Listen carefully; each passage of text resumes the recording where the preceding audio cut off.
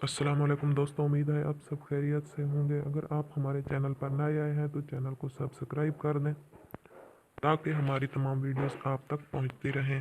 जैसा कि आप जानते हैं, हम सही बुखारी की वो हदीस पढ़ रहे हैं जो रमज़ान के हवाले से हैं। चैप्टर नंबर 4 पर पहुंच गए हैं और हदीस नंबर 1897 और 98 आज पढ़ने जा रहे हैं। इस बाब का नाम है रोज़ादारों के रियान, यानी एक दरवाज़ा जन्नत में बनाया गया है, उसकी तफसील का बयान।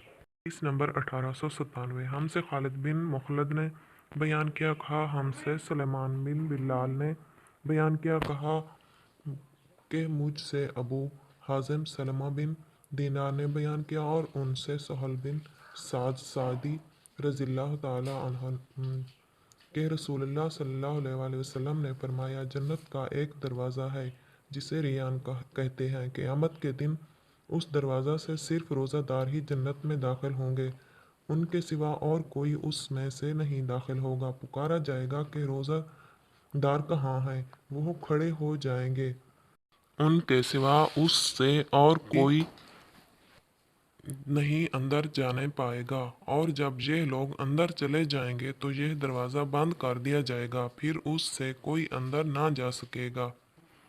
आगे हदीस नंबर 1898 हमसे इब्राहीम बिन मंजर ने बयान किया, उन्होंने कहा कि मुझसे मान बिन ईसा ने बयान किया, कहा मुझसे इमाम मालिक ने बयान किया, उनसे इब्ने शहाब ने, उनसे हमीद बिन अब्दुर्रहमान ने बयान किया और उनसे अबू हुरैरा रज़ियल्लाहु ताला अन्हु ने बयान किया कि रसूलुल्लाह सल्लल्लाहु अलैहि वसल्लम ने फरमाया, जो अल्लाह के रास्ते में दो चीज़ें खर्च करेगा उसे फरिश्ते जन्नत के दरवाज़ों से बुलाएंगे कि आए अल्लाह के बंदे, यह दरवाज़ा अच्छा है।